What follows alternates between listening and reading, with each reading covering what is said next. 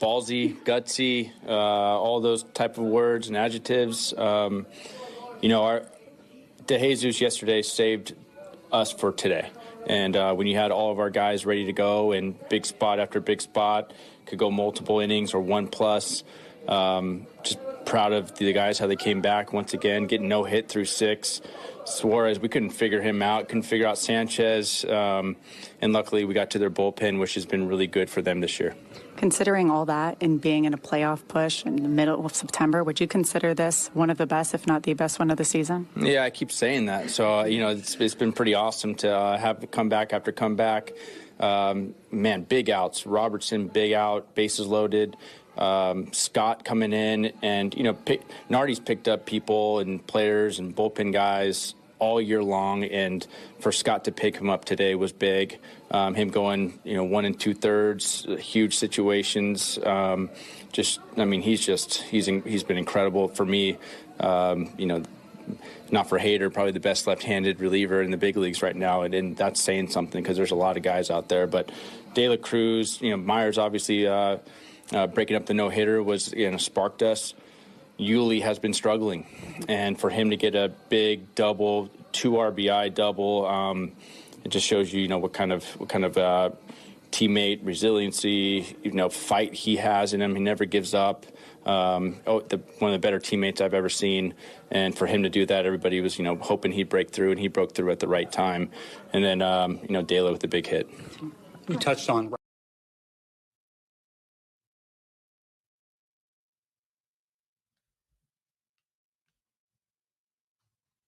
Hello, everybody. Hold on just a moment. I think Grant got kicked out, so I'm going to set him back up again to lead this conversation. It is Eli Sussman here, as usual, with just 3 weeks to go in this Marlins regular season. Coming off I'll just hand it over to Grant right now. Oh, I think he is stuck again in listener mode. We had some unusual, as long as the rest of you guys can hear me, then I know we're most of the way there. But Grant, it keeps kicking you out, trying to co-host in here. As the Marlins coming off one of their, I don't know. I don't think you could say it's like I don't know how you rank all these crazy comebacks that this team has had now over this entire season. A lot of them have been in a similar shape to this one that we just experienced here on Sunday. Under circumstances that, again, feel very, very familiar here with this Marlins team looking for so much of the day like they are undermanned or just not ready to fully, that they seem to be down and out, and then to very furiously and resiliently come back like this, wrapping up a series victory over these Phillies after surprisingly taking the series earlier in the week against the Dodgers. This is what we do every single week. We go through this previous week and we look ahead to what the Marlins have coming up here. And Grant, you're not a co-host, but you should be able to speak. I can at least speak. Every time I've tried to accept the co-host invite, it's not worked. So the only other privilege I get with the co-host invite is I can deal with speaking requests and stuff. So I'll just hand that off to you. As long as I can speak, we should be good. But I heard you talking about it. We can do the weekend review. We do the week ahead. Usually pick another storyline we do. But yeah, I'm not going to waste any time. I mean, that was a really impressive week. So far, it's been a really impressive month for the Marlins. Winners of 8 of their last 10. Granted, they stat-padded a lot of those wins against the Nationals, but series wins against the Dodgers and Phillies, 2 teams that will certainly be in the playoffs unless the Phillies somehow blow up over the next few weeks. Definitely a lot to be happy with the team right now. They put out a questionable lineup today. It performed. And yeah, it's been a really fun ride so far. Big week coming up, but we'll take another look at the week back. Injuries, though, that's a big one. So Eli, let's talk about that right now. Despite the injuries, what do you think has impressed you the most with the way this lineup and team overall has performed? I just have to single out, more so than anybody else, I have to single out Tanner Scott as the guy that continues to amaze me. That if you just look at the role that he's filling, and you zoom out, and you also look at it recently, like he is the best player relative to his position, I think, on this whole team. As great as it is that Luis Arraez is heading towards a likely batting title. And of course, the high peaks that we've seen from so many of these other guys on this roster, like Tanner Scott is the one guy who almost the entire year through, and recently just as much as he has any other time this year, like his excellence is one of the clear advantages that this team has over any other team. There really is like no other reliever that you can point to that's still available and as consistent and having as dominant a year as Scott is. And he showed it again like today, but he showed it again multiple times this week, once against the Dodgers and then the Friday series opener against the Phillies as well. It took him a long time, right, to get back to being a closer candidate after he was essentially crossed off that entire list based on, for good reason, how much he struggled with that in 2022 for the most part. And the way that he has just improved across the board from where he was last year and having just one of the better reliever seasons of all time in Marlins history, I should say. The fact that he's doing that, that's been a big separator, and it's why they continue to win like a lot of these close games disproportionately. So every time that it looks like it's going to even out, the way that Skip has used Scott, the way that he has kind of adjusted his own expectations gradually as the year has gone on. And now it's been over these last like 3 weeks where it's clear that this is the top dog in that pen. Like he's the one guy that in this moment, I feel like needs to be recognized. If you go by win probability added, like he was as valuable as any player on this team during this past week. And that is so hard to do as a reliever. So I would just start with him. Everything else it's been a lot of the same that we've seen this season and seen recently. If we talk about today's game in particular, there were two unlikely heroes offensively that stepped up in Nick Fortes and Yuli Gurriel. But all things considered, like the one guy that continues to really amaze me and someone that is just making such a big difference as to why this team is where it is, it has to be Tanner.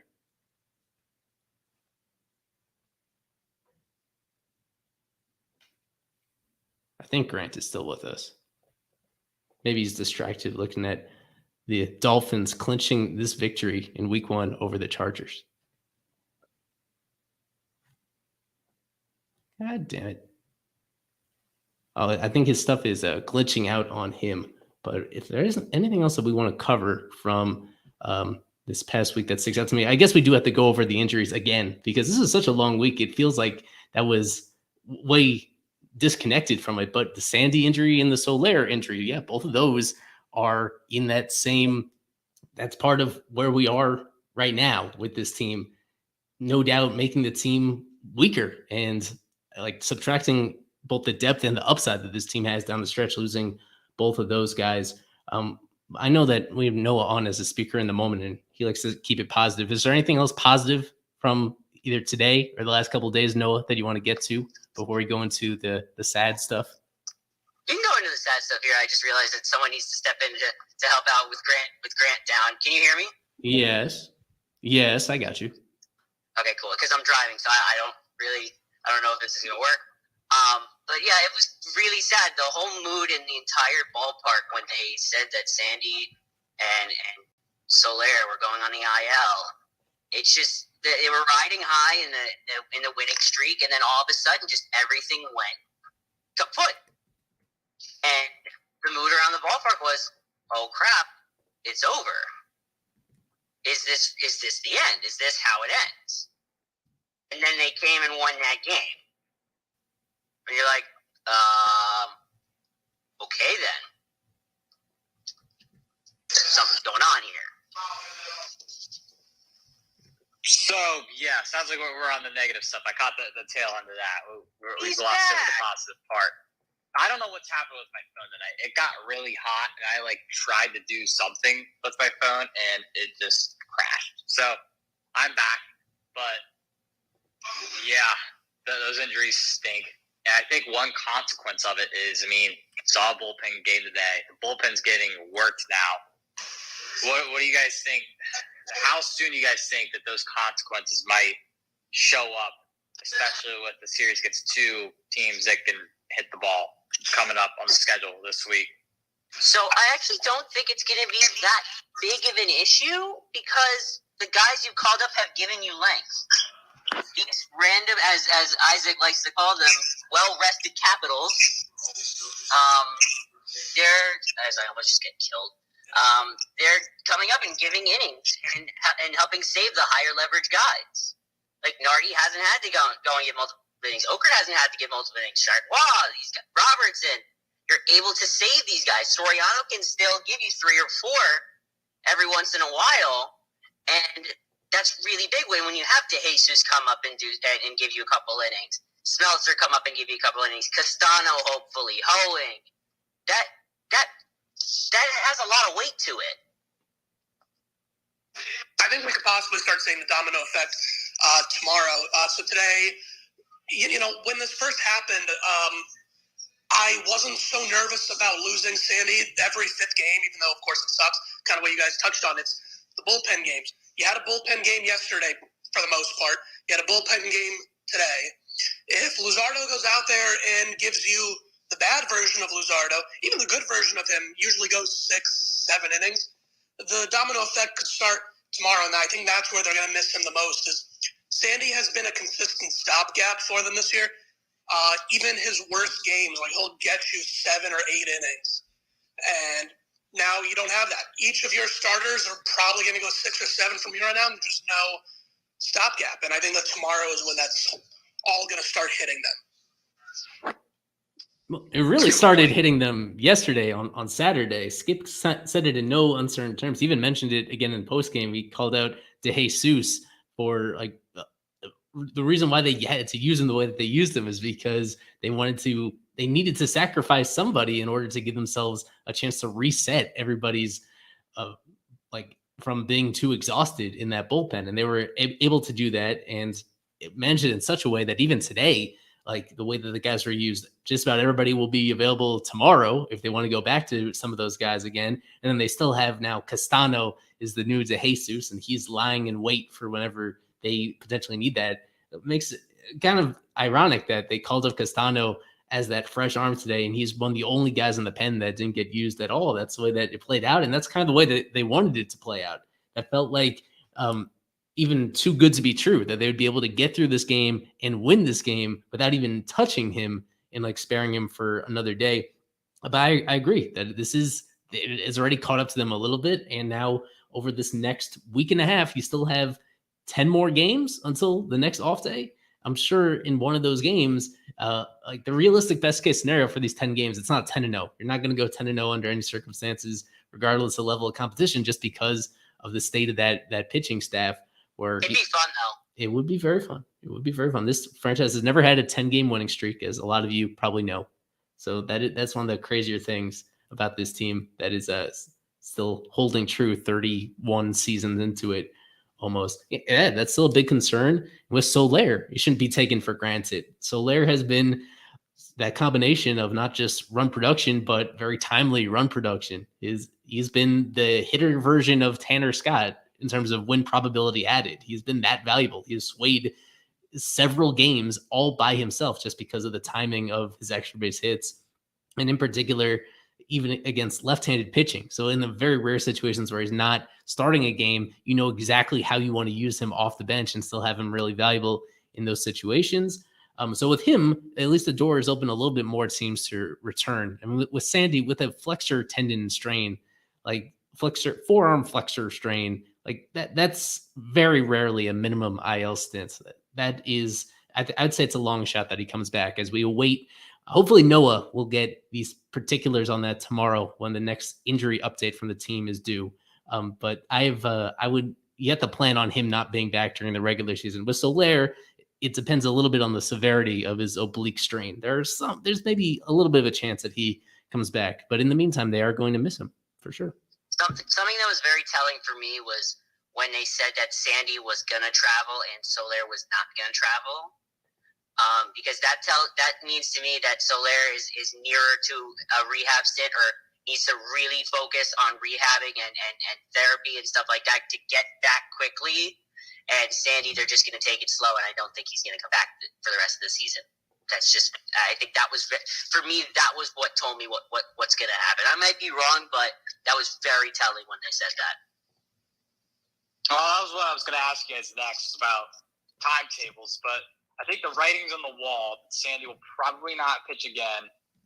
But then again, we need to see what the results are of this MRI. But once again, like, I don't want to strike fear into people, but this is an injury that often requires a major surgery. One in particular. Let's not go that far. We'll see. We're not going that far yet. I mean, I don't want to fear the worst, but it lies there. I think you have to talk about the fact that how severe this can be shows that this isn't just going to be something where he misses 4 starts, and that's that.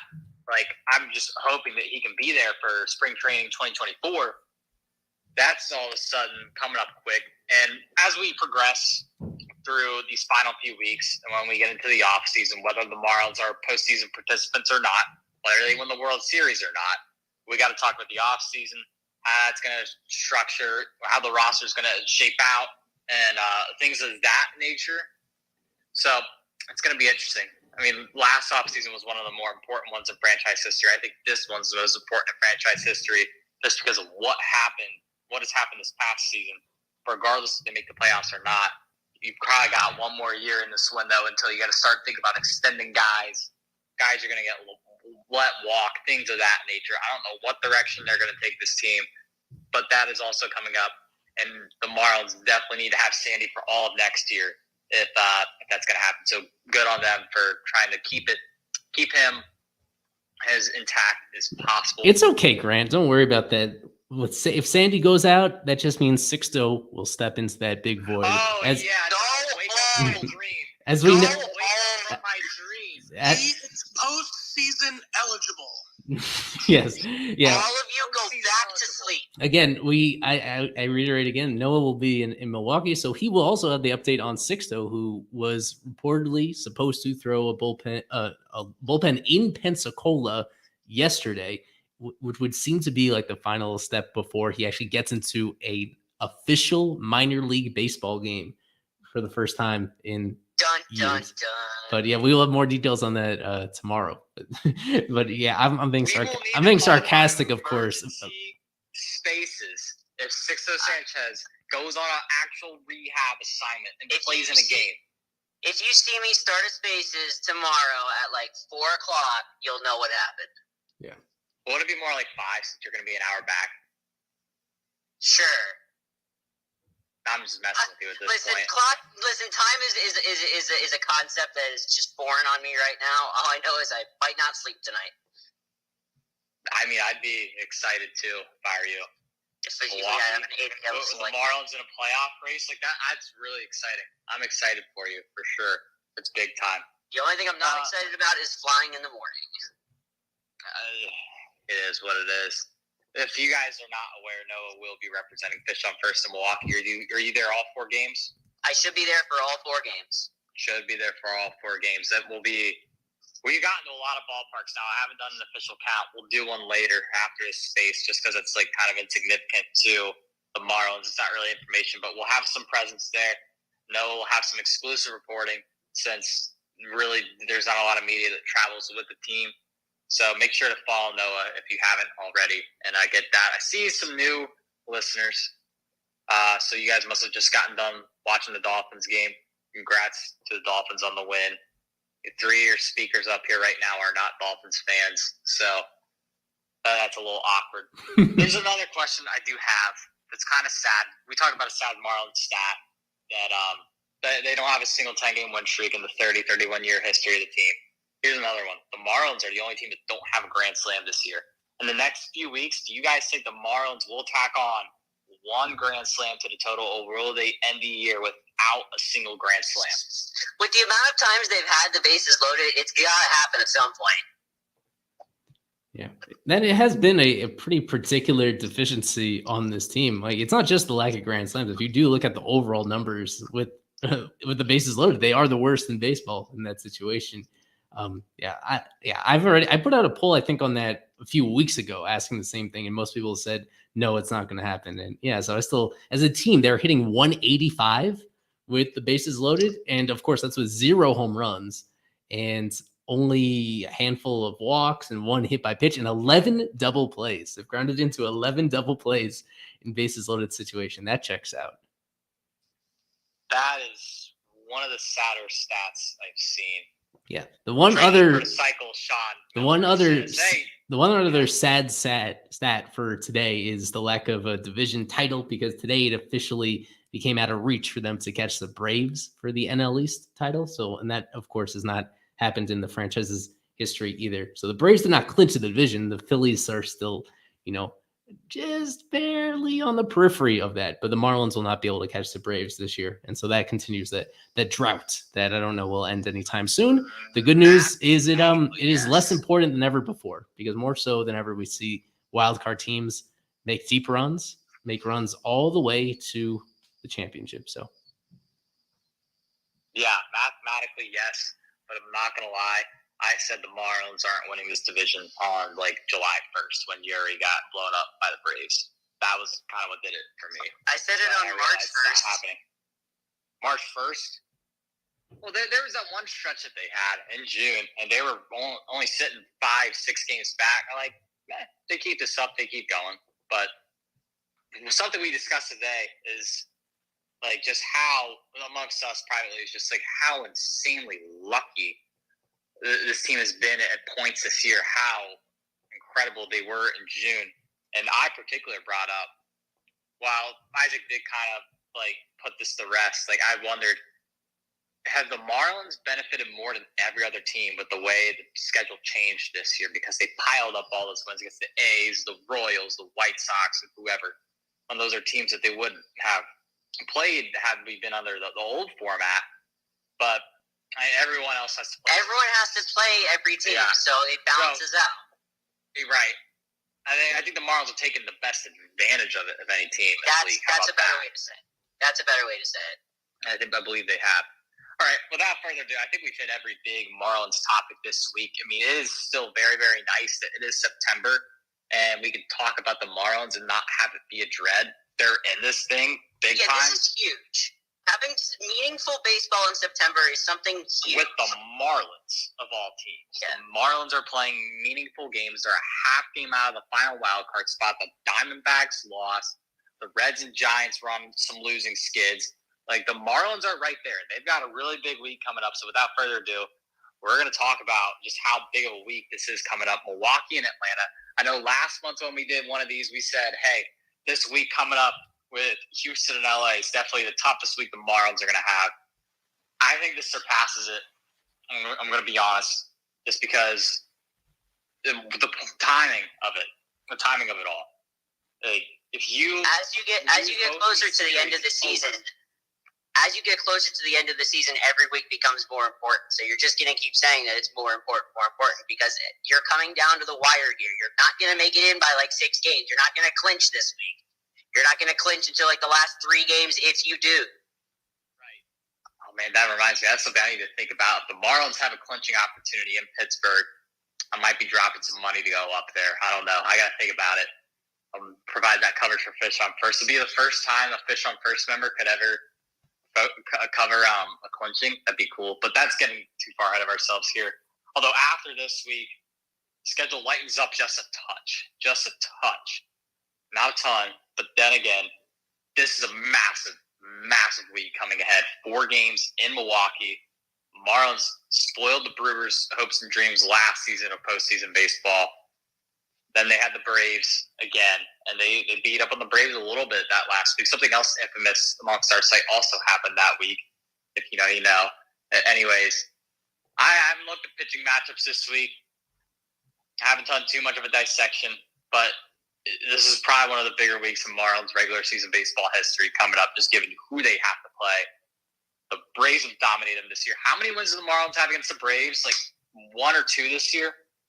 It's not a lot. Yeah, I was just looking at that. I think it's only 1. It's 1-9. Is it the comeback win in April? That's it. Yes, it's the one after the extensive rain delay with that crazy rally in there. That Garrett Cooper, I believe, delivered the ultimate game winner in that one, and that's it. That's the 1 win over the Braves, and this is the last chance to make it look slightly more representative at the end against a Braves team that is still playing pretty well. Not as red hot as they were over the heart of the summer.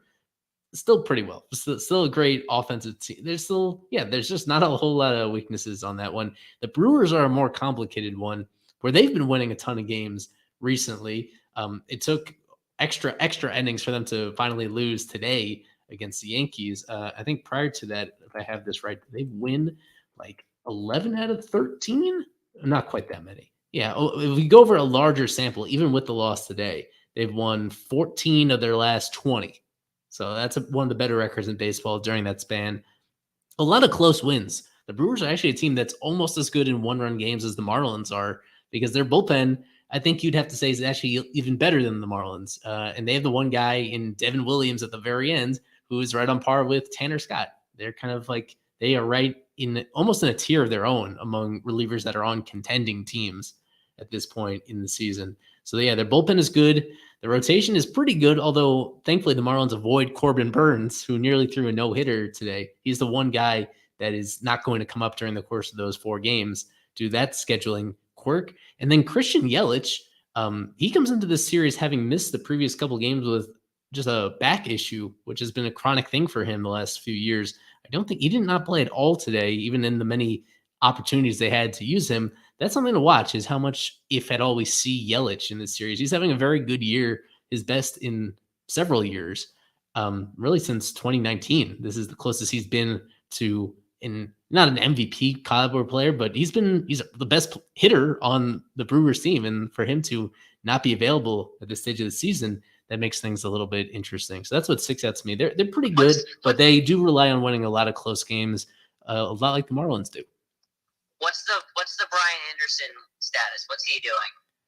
That's not playing. That is one of the it's going really far under the radar, I suppose, because the Brewers are doing well, so they don't need him. But he is on their active roster. He has not played a baseball game in 19 days. Jeez. I've seen it before because I've seen it. The Braves did this earlier this year. The Braves very famously did this earlier this year when they had the exact same infield that they used. Those guys played every single game, and they hid somebody like Charlie Culberson on their bench for weeks and weeks at a time. But Brian Anderson, with all due respect to Charlie Culberson, like BA got off to a great start this year. As a whole, in his career, he's somebody that he has things to offer. He still has one of the best arms in baseball. He still has the versatility to play both third base and right field. He still has some raw power, and he was almost an everyday player for them during the first half of the year. So he had an injury, a relatively brief IL stint, and since coming back there, he's been just a ghost. And this just seems intentional that at this point to have gone now about 3 weeks since he last appeared in a game. That is wild. So maybe we'll just have you confirm, Noah, when you're on the premises that he is there and that he does still exist, because this is highly unusual for somebody to go this far. Somebody with his reputation and his production, even earlier this year, to just have no role whatsoever on a team like this. Yeah, I'm going to go find him. Let's not forget that the first week of the season, Isaacs put out there on Twitter that Brian Anderson would be an MVP candidate.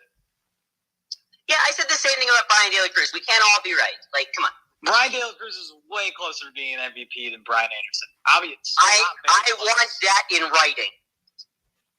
That's crazy that that's actually a thing. And the craziest Noah take of them all was the fact that Noah said that Brian De La Cruz is better than Brian Reynolds. And we all still think he is. For it. He still believes that. And we all said that was one of the most blasphemous takes we've ever heard. And this year, their numbers are still pretty similar. There's one point that I think De La Cruz's numbers are better. I think the last I checked, Brian Reynolds might be slightly better just because De La Cruz kind of hit a slump there for a second. But there have been eerily similar players this year. I think the only advantage that Reynolds really has in his game so far this season is fielding, because De La Cruz just can't do anything in left field to save his life. There's the Isaac tweet. I mean, he was off to a scorching hot start. Like, I don't blame him for really being excited that BA got off to that insane start. But that's just nuts. Not only will he be an all-star, which didn't happen, he'll receive MVP votes. Any writer votes for Brian Anderson for MVP this year, I want what they're having. That is insanity to me. If you were making a top 10 of all of Kim Ng's decisions and acquisitions in her tenure here, you could make Jake Berger and Josh Bell go high up there. Well, let Alex finish. I would say that the move that she didn't make might be one of the more important moves. Sending VA, absolutely. Not giving him the extension that lots of people on Twitter were clamoring for and almost criticizing her about too. Eli, he's talking about you. I don't blame him. I was also kind of on the extend BA train at the beginning. But yeah, it's the move that she didn't make that's one of the more important ones. Also, if you want to take it like a few steps further, you could even do that domino meme where getting rid of Brian Anderson is kind of responsible for Josh Bell and Jake Berger being on this team. Oh, absolutely. I don't think that falls too far from the tree either. Because you got non-tender BA, leaves a void at third base. You get Gene Segura. Gene Segura plays like shit. You trade it for Josh Bell. And now you're at Josh Bell. Yeah. There were ways to get Josh Bell without including Gene Segura in the deal, just to be clear. The Guardians were not saying, well, we need Gene Segura in this one to make it work. So Josh Bell was a guy that admittedly the Marlins wanted in free agency, and they circled back and found a way to give him at the deadline, and that's been great. I wouldn't go as far as to connect all those things. I do agree with Kruchik that the decision not to extend BA in particular, that was a popular idea entering her very first year, entering the 2021 season. He seems like such a safe player since then. And really since that initial shoulder injury, he just has been really inconsistent since then. Inconsistent and just not particularly valuable, and not ideally a guy that you want playing every day on a competitive team. And so they would be in a lot of trouble if they had committed 5-6 years of even if it was a relatively low salary. If they had made any sort of long-term commitment to him, that would be an underwater contract in this moment for sure. I know Isaac just popped in here, saw his tweet at the top of space and said, there's just no way. This man's getting cooked for no reason. But anyways, I think that's enough from us. I know we got the Sunday night game starting here soon, so I want to get to these fan questions. First, consider becoming a super subscriber, super follower, whatever you want to call it. Is all access to Fish on First everything. All right, you get all access, and it starts from the top of the line here. We got giveaways and stuff. We do fantasy sports. I believe our fantasy football league just started up. You get to do series predictions with us. You get the game notes from every game. You get just exclusive content altogether. Man, I feel like I'm missing a lot more than I usually do this week. You get priority to speak in these spaces, which is why we bring it up. Man, I cannot talk. This is really embarrassing. Grant, they get access to your OnlyFans, right? You get access to my OnlyFans. Probably shouldn't put that out there. I don't have one. I'll need a talking to from the dean tomorrow. I got Eli dealing with requests and stuff.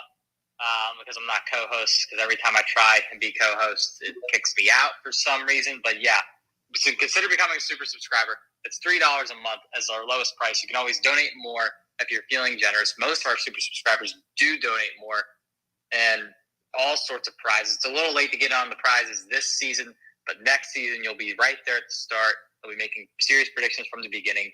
And I believe the last I checked the leaderboard for series predictions, we do have a super subscriber leading that, correct? And just before we get into the fan questions, I am going to head out. I'm just getting home now from a wedding, and I still have to pack and get ready for tomorrow. So I will see you all in Milwaukee. Mazel tov. Thank you, Mr. Noah. Yeah, we have a tie at the top of the standings. It looks like, yes, between Williams and Grant. And you, Grant. Oh, I fired back up towards the top. Yeah. That's right. Harper got MVP. That's right. Yeah. Yeah, and actually Williams is in here right now as a listener. So that will come down where there's only 7 series left. 6 series left. 1, yeah. 2, 3, 4, 5, 6. Yeah, and we'll have to do something interesting if they make it to the playoffs too. But that's a good problem to have. That's a very good problem to have. All right. Well, I can't control the. Yeah, I tried bringing Devin, and I think it kicked him out, but maybe it worked now. Oh, there he is. All right, Devin, what's up, man? What do we got this week? Yeah, guys. Question for you. Looking ahead on the schedule for Milwaukee on the 12th, I'm pretty sure that lines up with Pat Monteverde. What are the chances we see him make an appearance? I know he's not on the roster, but I kind of feel like he might be a better option than Castano. What do you guys think? They don't use Castano up till that point. I doubt it. But, let's say they burn Castano tomorrow. Let's say Luzardo gets absolutely torched tomorrow, goes 3 2/3, 6 earned runs, something just absolutely terrible. I mean, maybe he wouldn't be playoff eligible, but I don't think I could rule that out. But if they don't burn Castano tomorrow, I would imagine he plays on Tuesday. No, I want to clarify. The Tuesday, that is Edwards' spot. I don't know if you want to call it in the rotation because he didn't start his previous time, and it's unclear if he's starting now. That's the only reason it's a mystery. He is lined up to be the bulk of the innings on Tuesday. And based on how he performed in his previous start, I'm pretty sure that he's going to take that turn in the rotation rather than Monteverde. Yeah, Monteverde has really come back down to earth quite a bit. Even since they reassigned him to Double-A, he had that cup of coffee in Triple-A that went poorly. He went back down to Double, and if I could just pull this up, because he had another mediocre outing this week with allowing 4 earned runs and 5 innings. Overall, yes, since over the past month or so, since going back down to Double-A, he's been just a league average pitcher down there. He's not striking out guys at nearly the same pace he was early in the year. That was the big surprise with him. That's what really elevated his prospect stock, that somebody with a upper 80s, low 90s fastball could be near the top of the league in missing bats. And now that magic seems to have faded. I think there's still hope for him in the future. I think he's still somebody to watch in spring training, but I'd be really surprised if he has any contribution down the stretch. He hasn't really recaptured whatever magic he had pretty much in April and May of this year for whatever reasons.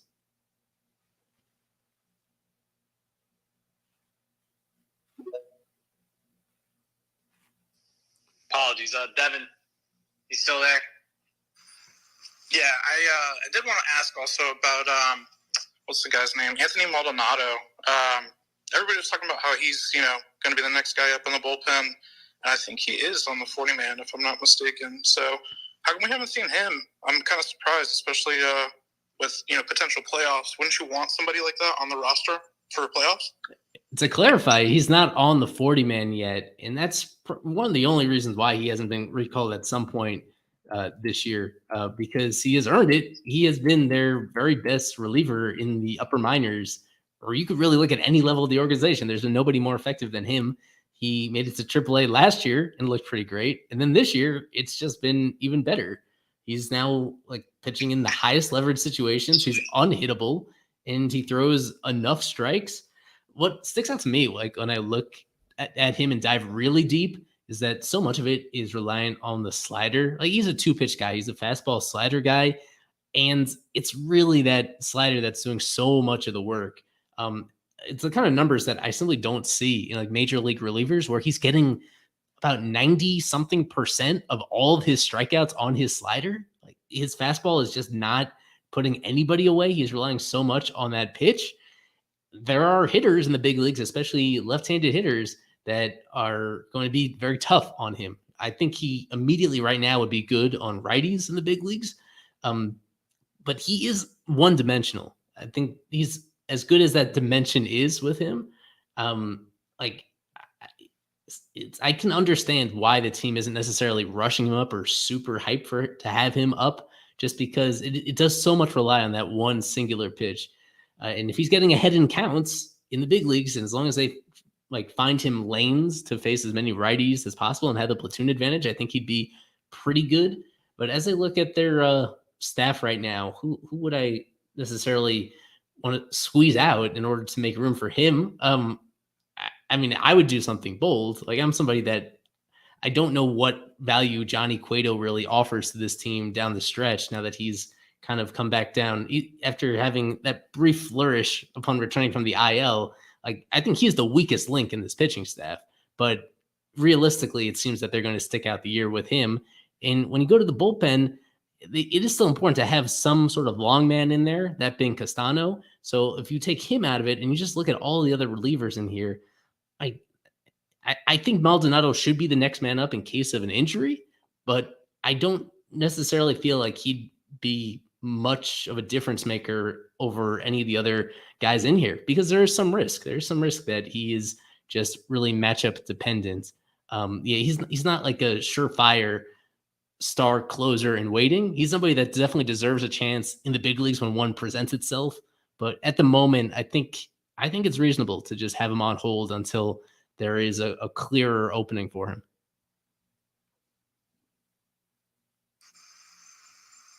Cool. Thanks, guys.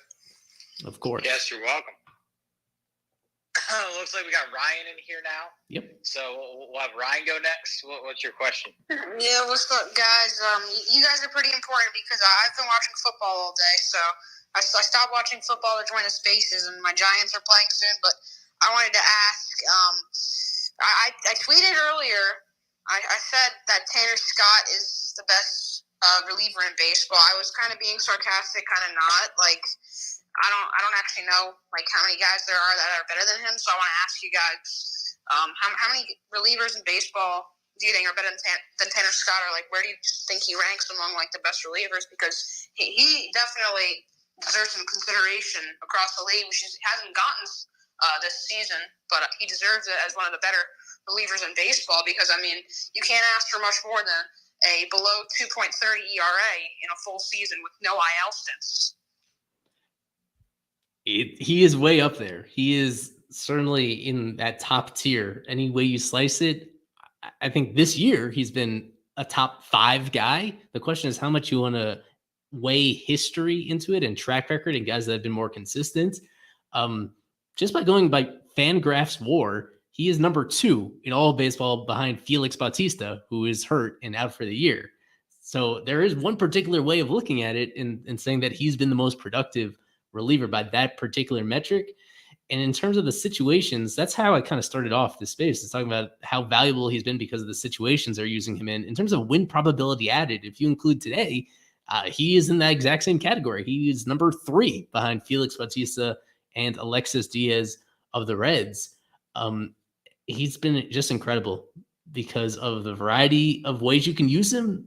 Games like today where he inherits 2 runners in scoring position and only 1 out and has to miss bats in order to preserve a lead in that situation. Doesn't get much tougher than that. And then to come back out there the next inning and face the heart of an order and go through that, like that just exemplifies that he can beat anybody. Like there's that complete and utter confidence in him that I think very few other relievers in baseball have right now.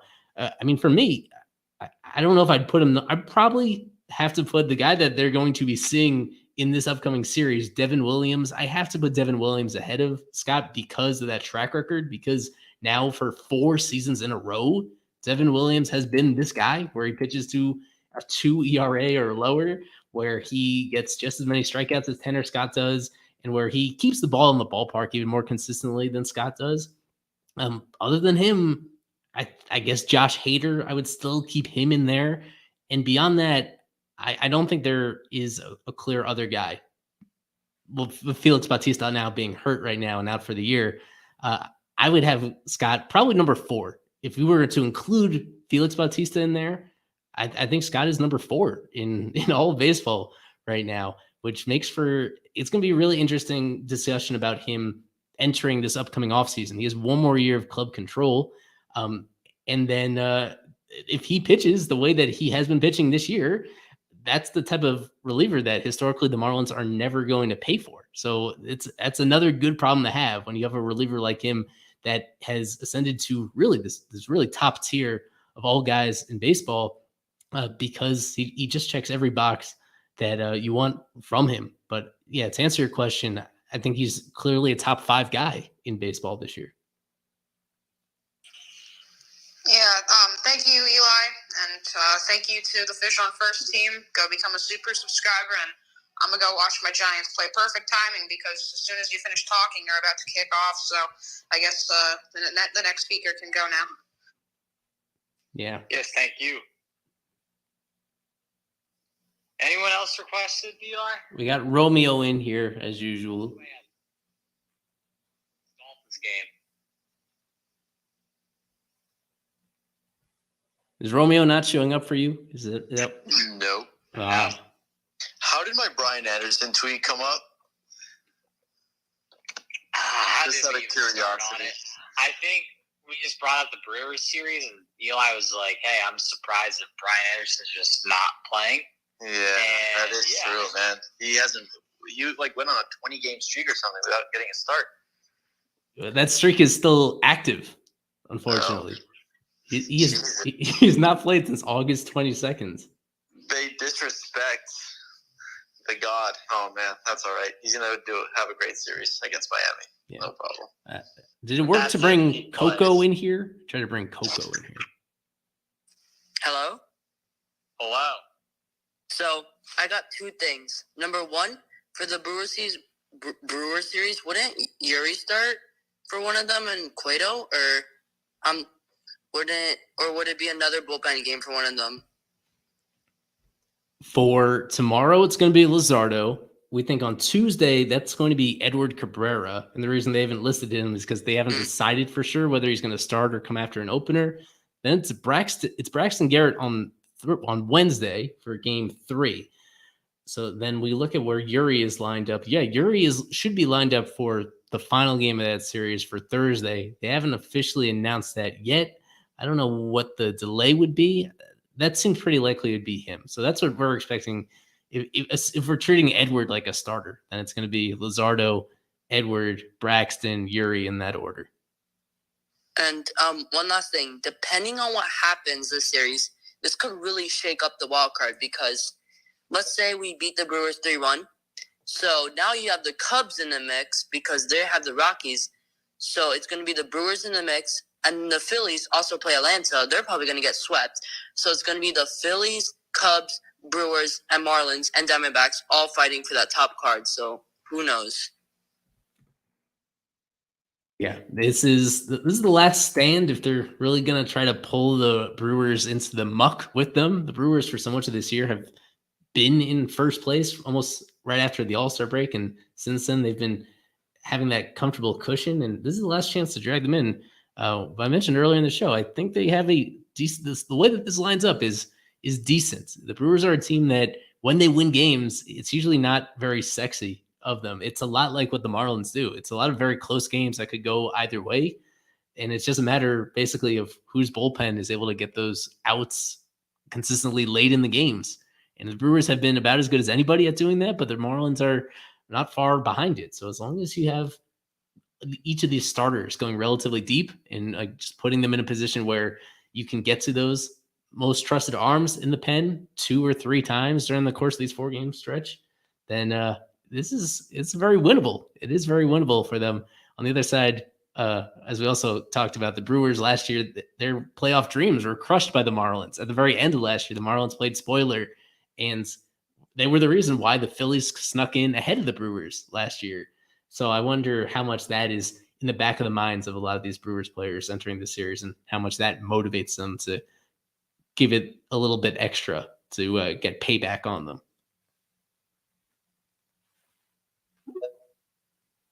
Any other questions?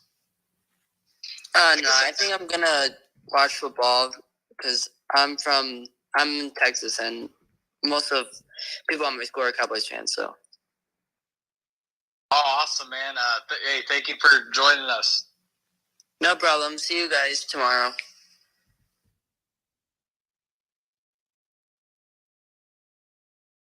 All right, we got our next speaker, LMF. What do we got for us tonight? All right. Home safe and sound. I know everybody cares so deeply about me in my travels. Philadelphia was fun. Their fan base is extremely nice people. Sarcasm there. No, I do have a question. Sandy's out for good, right? He's not coming back. That's one of two. We're very pessimistic about him returning during the regular season. Yeah, I think you need to operate under the assumption that you're going to be without him for this month at least. Thought so.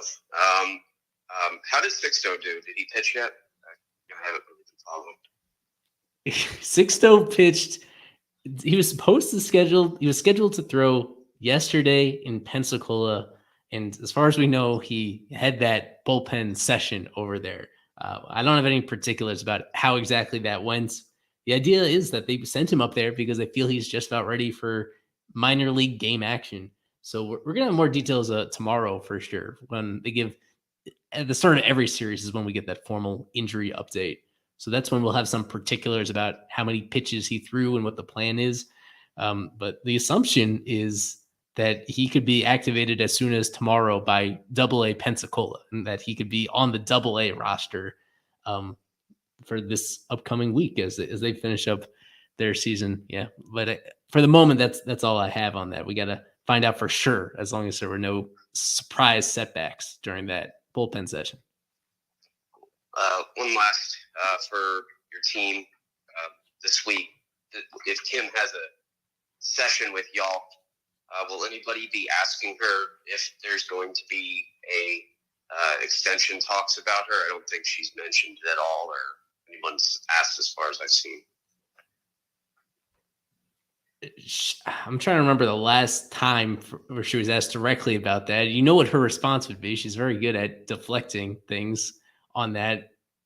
I don't think we're going to have any news one way or the other until after the season, or maybe not more likely, but potentially on the next homestand, maybe, as we've seen in some other cases with this team, with players and with managers, with Don Mattingly, with Miggy Rowe. You may remember them a few years ago when they got their extensions towards the end of the season, when it was kind of agreed upon that they were pushing the team in the right direction. And the team kind of solidified their status ahead of the offseason. I just don't know for sure on this one. We're just going to have to let it play out. I mean, she could be asked about it, but she's not going to announce her own extension directly to people. That is something for Bruce to handle himself. So hopefully we get clarity on that before the end of the year.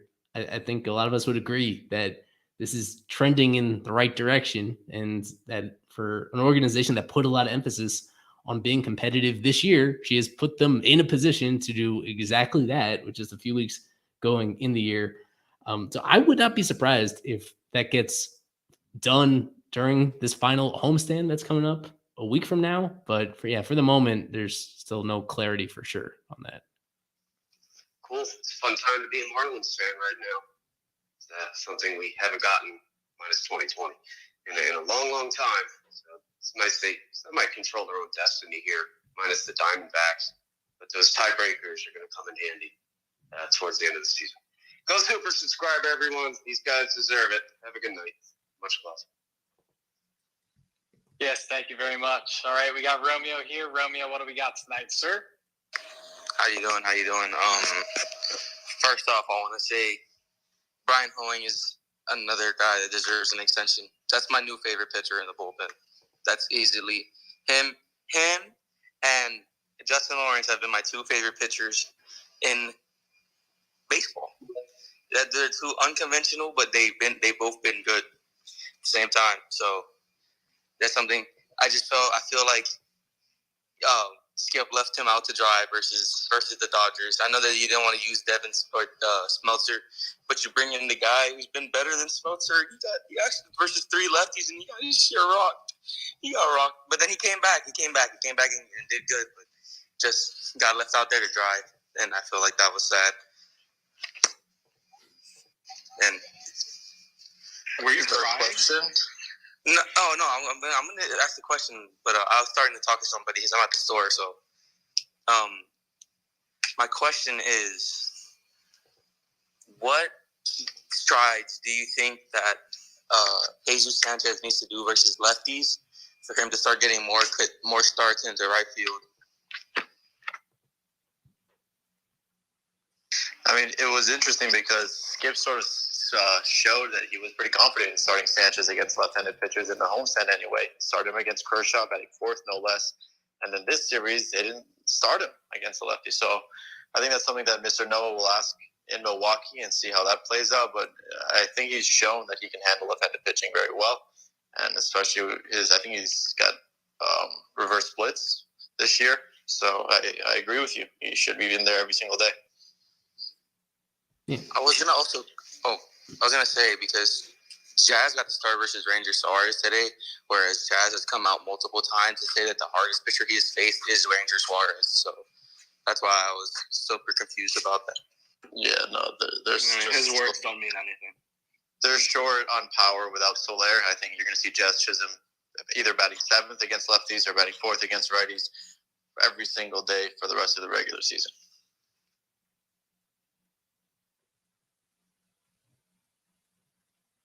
So I'm not, because I feel like injuries when it comes to players aren't the biggest truths. But apparently, I talked to it was one day I talked to Soler, right? Because I know his dad, and he said that his back strain, his oblique injury, is not as bad as he said, as people are saying, it's like grade 1, and that he should be back soon. Apparently, those are his words. But after what Jazz says with a lot of his injuries, I don't know how true that is. Well, we are cautiously optimistic about that as well. Noah was talking about that earlier. And the fact that he hasn't been traveling with the team on this road trip, that's actually an encouraging sign, because that shows you that he's kind of laser focused on the rehab aspects of it. And that would tell you that he's only focused on it because there's a chance for him to return during the regular season. Those stuff are almost always more than the minimum IL stint, but there is that in between time between that IL stint and the end of the season. So if they could get him back with even a week to go in the season, that does make a difference. And so I am also cautiously optimistic about him coming back at some point. But yeah, in the meantime, at least for this next week, they're going to miss him, I think. And we've seen that, of course, in several games already, where you go deep into these games and just having somebody that provides that instant offense, even though they win without him, their splits without Soler continue to be incredible. I'll have to update that. 16-2 after the Dodgers series. Now after this one, 18-3 this season when Jorge Soler is not in the Marlins starting lineup. That's wild. Doesn't make sense, but that's how this whole season to some extent has not made a whole lot of sense. That even when their best players are not on the field, the team just finds another gear and replaces that production. One last thing before I go and let Sean speak. Thank you. Dane Myers double today. Is that the first hit he's had since that little hot streak? I haven't seen him get that many hits since he had cooled down a little bit, got sent down, and came back up. He had like one or two, had one at bat versus, I don't remember. I think that may have been his first hit since coming back. Yes. If that's what you're asking. Yeah, he changed him and I forgot who was ahead of him. Really changed the game. So I hope he stays up a little bit longer. But I know that when Soler if he does end up coming back, it's probably him that goes down. But yeah, have a good night. I'm gonna leave it off here. Fins up. If anyone watched the game, go super subscribe. It's only $3. The Marlins don't really have anything, so just keep on swimming and have a good night. All right, Sean's here. Sean, what we got tonight? Hey guys, and yeah, fins up for sure. But I was a little late to this for watching the end of that. But just wanted to ask about the decision to still stick with the 6-man bit, kind of with Sandy out. Mainly, I mean, it all worked out with all the pitching decisions. So, of course, we all looked right as always on Twitter, complaining about that yesterday and into today. But I was wondering about Luzardo not pitching today and why the decision would still be to use him tomorrow. It just kind of seemed like getting the Phillies series win, and that tiebreaker might have been, more important than, I guess, trying valiantly to knock the Brewers out of first in the Central. So yeah, just why not Luzardo today, and then why still kind of shooting for 6 men without Sandy? It's because all these guys are pitching innings that they haven't pitched before. That this is part of managing their workload with or without Sandy, and you don't feel as good about it when one of your rotation spots is a bullpen day instead of a Sandy day. That being said, they feel like this is most important for the long-term well-being of Luzardo and Braxton, and most importantly of Yuri. They feel like having him make, at this point, what would be like one fewer start than a 5-man rotation would have is going to be important. They think it's not only in terms of just limiting their innings, but making sure that the starts they make at this time of year come with extra rest, because they're in a stretch, as we're all aware of, where they have no off days for this past week or this upcoming week. That this would have been a stretch where in a 5-man rotation, you had these guys on quote regular rest for 2 or 3 straight times. And that is something that potentially could contribute and elevate the injury risk with guys. Because you have to keep in mind, in the minor leagues, you don't pitch with regular rest quite as often. Regular rest in the minors is usually more like a week than it is having 5 days from one start to the next. So that is, I think that's just the bigger part of it, is looking at, for everybody, I guess with the exception of Cueto, everybody aside from Cueto is pitching deeper into a year than they're used to doing as a starter, and that they think they're going to get slightly better performance out of them. And more importantly, they think that they have a better chance of avoiding any freaky injury if they're put in that situation. That's why it is so ironic that it's Sandy, the one that gets the significant injury just as this thing was taking effect. You simply don't know. There is so much randomness to it, but they do put in so much effort into trying to find, the optimal way to use these guys and protect these guys. And I think that's what they landed on, is that especially at this time of year, spacing out their starts by an extra day is going to be in their best interest. This is also worth noting Castano's there. So that would be, I guess, a potential. I don't know if they're going to use him as a long man, if they're going to make him start, but he has been starting games in AAA, and for the most part, I mean, I've watched a couple of his starts. He's looked good in the ones I've watched. We'll say that. I haven't watched all of them. I don't know how he's done this year overall, but he's a guy that they brought here, and he has experience starting at the big leagues and down here, and he was pretty good last year for Miami when they used him. So it's a good option to have, I would say. All right, guys, thanks. And, I'll sign off here, but for the South Florida-based contingent, hope to catch some of you at the ballpark next weekend. I'm in town for the Saturday through Monday games. So go fish in person for next weekend. Hey, we appreciate it, Sean, as always. Thank you. All right, got our next speaker. What's your question, my man?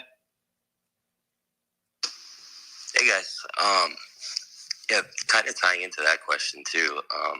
Like the short man, not enough people in the rotation, basically. Like, what happened to Trevor Rogers? I feel like I don't get any updates on the guy. Like, basically, the season that Braxton Garrett's having, I feel like that should have been, like, going into the year, I figured that would have been Rogers. It's kind of disappointing seeing what happened. He got injured. He wasn't throwing for a very long time. I think the last report was that he was throwing from 75 feet. So he's probably not going to pitch anymore this season, I would assume. So just, he's just been injured, and he struggled for the most part when he was pitching this year. So I guess that's your update on Rogers. We'll probably get a more official update tomorrow. Probably he's throwing from a different amount of feet tomorrow. That'll be the update. Yeah, so. That's kind of my point. I feel like it's turning into a Sixto thing, where it's kind of just like, it's just, we're not getting all the details. I don't know what more you want. I don't know what more you want him to give to you. No, it's a little different than Sixto. The joke with Sixto is, especially in particular, was last year. He was stuck on like this treadmill of this exact same step where he was like throwing catch from 45 feet for months. It seems with Trevor, it's been different. With Trevor, just to make sure everybody's on the same page, he initially hurt his left biceps and his throwing arm. He went on a rehab assignment in May into early June. We thought he was about to return to the rotation in June. And there was that conversation way back then. Is it a 6-man rotation? Yuri is incredible. Is Trevor actually going to be better than Yuri? And they thought they were going to make this decision. And then on what should have been his very last rehab game is when he suffered that separate, unrelated injury to his non-throwing arm, to his right lat. And for whatever complicated reason, that prevented him he had to be completely shut down from throwing for the better part of 2 months throughout the rest of June and all of July. And most of August, he couldn't even start throwing, apparently due to this injury to his opposite arm, his non-throwing arm. So they only started throwing within the last 2 weeks or so with him. It's a highly unusual situation. It's one that I guess fortunately you don't worry about it necessarily impacting him long term going into next year, but it's a totally wasted year, and in a year where in this moment where they really needed him. I'll again just poke at Johnny Cueto as somebody that there's a lot of room for improvement in that spot in the rotation, for example, that they felt pretty confident they would have in Trevor if he was just available to pitch. Really disappointing. It's unfortunately just not all that out of the ordinary. If you just look around baseball, there almost every team you could find somebody that was projected to be in their opening day rotation that ends up missing the majority of the year with something. It puts them in a very weird spot moving forward. And for the moment, I think you have to say that it's kind of a pleasant surprise that they've stayed in contention while getting basically nothing from him. I don't think it's a 6-0 situation. There hasn't been a surgery. And at this point, it seems like he's able to progress and build back up even without any sort of surgery. But he's had such a long absence that it feels like it's been such an extreme situation. So, yeah, totally wasted year from him. Hopefully that next update is that he's maybe throwing off a mound or something. You just want to get him in a situation where he's fully activated. He's fully back to pitching by the time the season ends. And then at least he goes into the off season as a normal pitcher instead of being in rehab mode. Yeah, totally. That makes sense. I mean, that's a good point on the surgeries too. It's not probably a long-term thing, but it's just a real shame because I feel like ever since like past the All-Star break from last year, haven't felt good. Like even when he has been pitching, it hasn't been good. So I just want him to be out there and kind of like, I don't know, build up some confidence at some point, you know. But so be it. We'll move on. Any other questions from you, sir? No, that's good. See you. Oh, well, all right. I'm looking at my YouTube chat because we simulcast this on YouTube as well. So as I'm scrolling through here, we did have somebody ask about what's up with Huáscar Brazoban. I can remind people that he is out the last few weeks with it was a hip injury. It was initially called a hamstring injury, and now they called it a hip thing. So that is yet another update that we'll probably have tomorrow from Milwaukee when the team goes through its list of rehab updates. So it's a little unclear as to whether he'll return this year. I'd have to say, I will say, go ahead. He's been at the ballpark and he has been throwing for the most part. It is weird that I don't think he's been on many of the updates though, but he's there. He's been throwing from a pretty good distance. Isaac has seen it. Noah has seen it. I would assume Krutchik has seen it as well. You know, most of the guys are at the ballpark from time to time. You see him throwing. I think it was the last game I went to with Isaac and Noah. He was throwing from a pretty good distance. So I don't know. Obviously, he'll probably need a rehab stint, but I don't know what his timeline looks like. We'll probably hopefully find out tomorrow. Right. And then we have another one about Max Meyer. And to get everybody caught up on Max Meyer, he's not even with the team. They had him go back to Minnesota to do his rehab there because when he had that tiny setback last month, it kind of became clear that he wasn't going to be back as a major league pitcher this year. So he got back on track with his rehab, and they think everything's going to be fine for next spring, but he's no longer an option for the rest of this year. They're having him do his stuff, essentially just rehab remotely for the time being, just because he's at that stage of his rehab and from Tommy John over a year removed where he doesn't need anybody holding his hand at this point. But I think that's about it. Any other questions from the audience too? No more requests? They want to watch some football. Hey, I can't blame them. All right. Gone once, gone twice. All right. So thank you all for joining us. We will be back next week, hopefully after a winning week. Brewers and Braves coming up, like I said earlier. Very, very important week for the Marlins. Maybe the most important one yet. We'll see you all next week. Make sure to tune in to All Fish on First Content throughout the week. And go Marlins.